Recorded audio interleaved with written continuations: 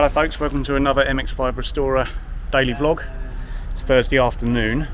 I think we'll do first of all is show you the car we've had in quite a lot. Done a lot of work on this one. Swing around. You just come back for a few little bits. So this is a BBR Turbo, owned by a good customer of ours. We've done a lot on this over the years. It has had virtually a full restoration, full seals. The owner's actually standing there. What have we done on this, Mike? Yes. Yeah, full. It had a full repaint, full seals, front wings. The list is endless, really. That was, I don't know, how long ago was that? It was in the last unit in the old place. Yeah, old unit. So it's at least probably 5 years ago that was done. And then it came back to us last year during the height of the lockdown to have a load of work done in the engine bay. Do you want to just pop the bonnet for us, Mike? Mike just wanted the engine bay tidied up, yeah, looking rather tasty now. So all sort of powder coating, all the engine bay cleaned up, engine came out, all painted up, and it also got fitted with a Motorsport Electronics ECU, so we were able to get a bit more power out of the BBR Turbo, and upgraded clutch, front mount intercooler, all that sort of stuff. So performing much better than it was. The BBRs are okay as standard, but you can get more out of them quite easily, so why not do it? It's all good.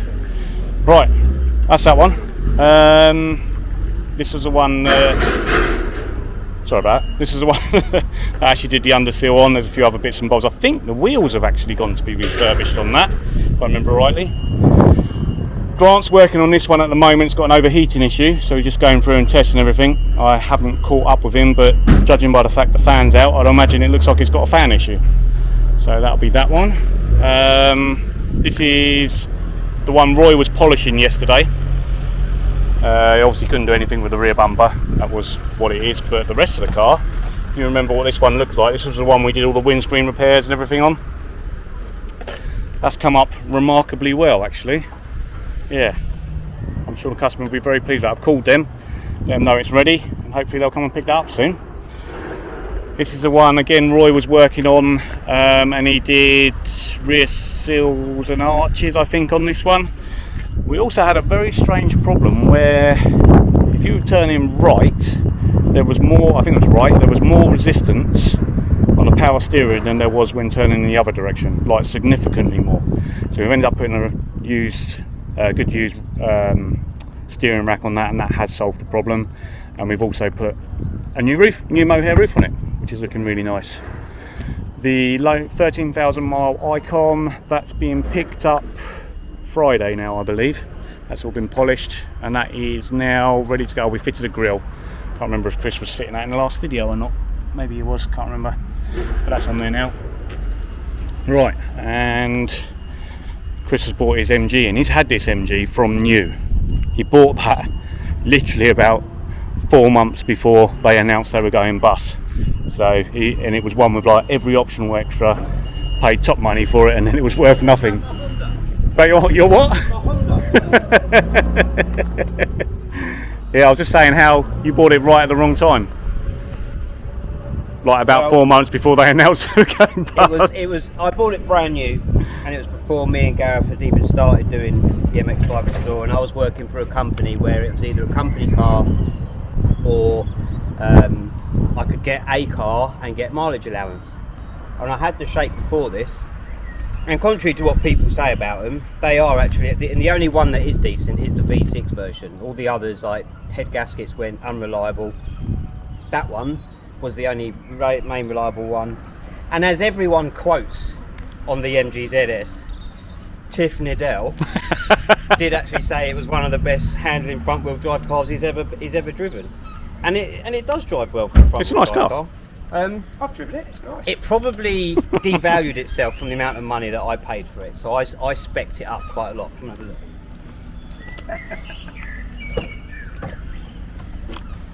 I upgraded this from a dull grey to a, you can see there's a, I don't know what they call that, but probably old man trim. If that was, if it was wood, you know that sort of effect you get in wood, but they make it more modern. So that electric window. That sounds good, Mike. Heat soak. Leather seats. Rear headrest. I think you're looking at that again, Chris. It went idle now. Well, wait there, Mike. I'll get my laptop. Yeah, I spec'd it all up, and I think I ended up paying like 18.5 grand for it. And then it was worth nothing. Well, then they were doing buy one get one free. Put it this way, I paid 18.5 grand. They literally were doing buy one get one free. Did. So I paid 18.5 grand for it, and as soon as I drove it out the showroom, it probably went down to about 12. And then literally a few months after that, that's when like MG Rover announced that they're going into receivership. So then that devalued it even more. They weren't doing bog-offs on these. No, but they were on the ZRs. They were the ZRs with like all the leftover trim, and you literally did. If you buy one, you get one free. I was actually working with someone at the time who did buy one and get one free. Yeah, that was a good choice, mate. But I've had this brand new. It goes through every MOT, and it's never gone wrong until last year, which I thought was the car that went wrong, but it was actually the key fob that went wrong. So the thing is though, it doesn't actually cost that much to run. It always goes through an MOT. It doesn't cost me any money on parts and everything else, and it's just hard to get rid of. And I don't care else what people say. When I see my wife driving it and I look at it, I'm either following her and I look at the rear view mirror, I still love the way it looks. I love the sort of boxiness of it. And you know, if it is what it is really at the end of the day, and it's V6 and it sounds great. Jan speed manifolds, stainless steel full exhaust. My uncle made that exhaust. That was one of the first exhausts he did, wasn't it? Yeah, it was. It's still on there. Yeah. Anyway, bye. There's See you then. Right, let's go into the workshop. Roy, something strange is going on with Roy's hair.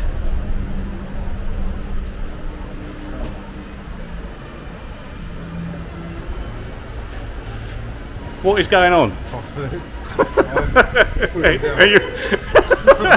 That wasn't set up or anything, was it? Oh yeah. Well, it's kind of like that all day otherwise. You need your standard MX5 Restore haircut. Yeah, you do. Okay. No? Opposite, see? What's growing on the top and not on the sides? Yeah. Whereas I was... Alright. What are you doing, Roy? Melting. He's warm. Bit of welding. Oh yeah. Well, a bit of cutty. Yeah. Standard. So Yeah. this one's actually quite weird because the arches. Better turn that up, isn't it? Yeah. The arches were actually immaculate. They really weren't bad, were they? Really not bad at all. Goes to show what's hiding. Yeah. So it's gone away around here, so I'll have to rebuild all that. But it's Yeah, they were actually so good that I had to re-look at what emails I'd sent the customer because I thought we can't actually be doing arches on this, it must just be seals. But sure enough, we had priced up arches, and it's just as well because that there is a problem. Have you cut the other side off? No, not yet. Oh, okay. No, so Is that all still as was? the arches, yeah. Yeah, I mean, So the we always say, I mean, this is where you can just so easily get caught out, and even we can. Yeah, you got light. So I can hold that. So you know, we always talk about the spot welds, which are all there, all the way around. Gets a bit muddied here. I'm not really sure what's going on there. Looks like it's had some extra paint, but when you feel it, it feels right. It feels like there isn't a problem there. So tomorrow we'll find out if there is a problem there. But the other side looked very much similar to that until we cut it open. Yeah. So, and then this is a problem at the bottom. So inner seal, inner box section, or inner upright. Sorry, lower cylinder plate. No, full cylinder plate.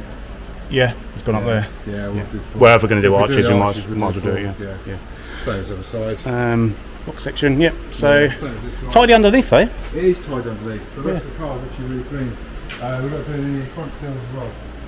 Are we? Yes. Someone's had to go clean, then we filled them. Oh. So, yes. That's weird, isn't it? It is, yeah. Well, I think, because I mean, you're not going to see that anyway, because there's a wing in front of it. Yeah. Or was the wing rotted through? No? it The wing looks alright. No, it's alright. So, again, that's why it's important to deal with that, because that can be going on behind your wing looks alright, and you don't know it's there. No, exactly. The other one's not as bad, but No. it's really pitted. So we're going to cut it off and we'll replace that as well. Alright. Okay. Yeah, the electric Right. ones on these are right. Sorry? The rest of the car on these really quick. Alright. I'll go back to clean myself up. Okay. Hello. Hello. Hello. I see a shiny bumper and an unbroken number plate panel. Yeah. That's probably not going to polish up, is it? I'll give it a go. You'll probably end up painting that, I reckon. That's the old one. And the old one of them. It's never ending on this car, isn't it? I think I need to sell it for about £12,000 for the amount of time, money that's spent on it. But well, hey ho, we're saving it, so whatever. Is there much more to talk about? Not really. You got another bumper ready to go on? Yeah. Another front bumper, because that was looking a bit dodge. Probably going to take the bonnet off the other car. That's all coming off of this car here. This is a breaker we've got in, or we've had for a while actually, and it's supplying some of its parts to this car. Unfortunately, the door on 176 is a bit dented, but that one's worse. It's donated its bumper already. Bonnet on this is better. We're going to see how it polishes up, but we believe it's to be better. There is a dent. I don't know if you can see it on the camera. There is a dent around there, but painting its dent removal will probably get rid of that. And the boot lid's better. So yeah, quite a few of the panels from that one are gonna live again on a different car, which is good. There's nothing to talk about on Grant's ramp.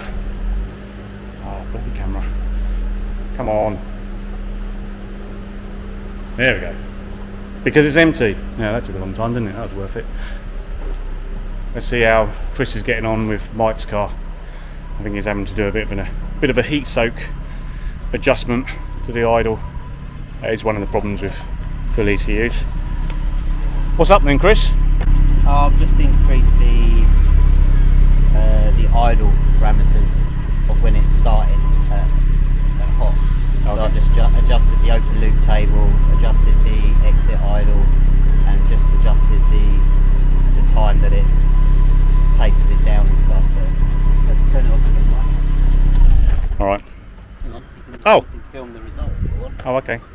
Not you.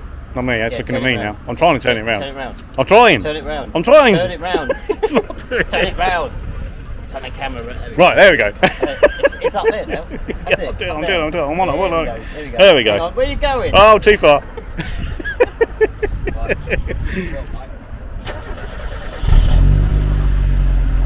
That's better. So, just going to save it now. Save a new version of it, and then Mike's on his way.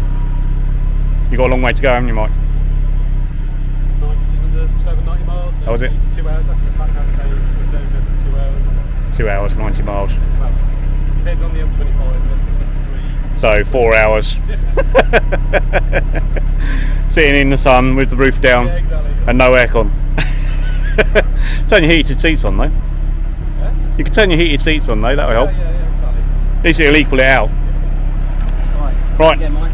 Hopefully, I haven't changed too much the control side of things. So that should be safe.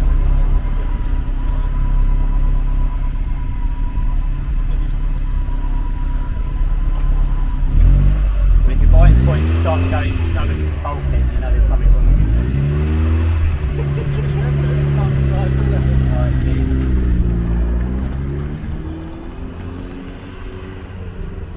Good. And that's that. Right. Right. Do you want to say see you tomorrow this time? No? It's not that hard. I was thinking something else. Go on then, Grant. See you tomorrow, folks. See you tomorrow.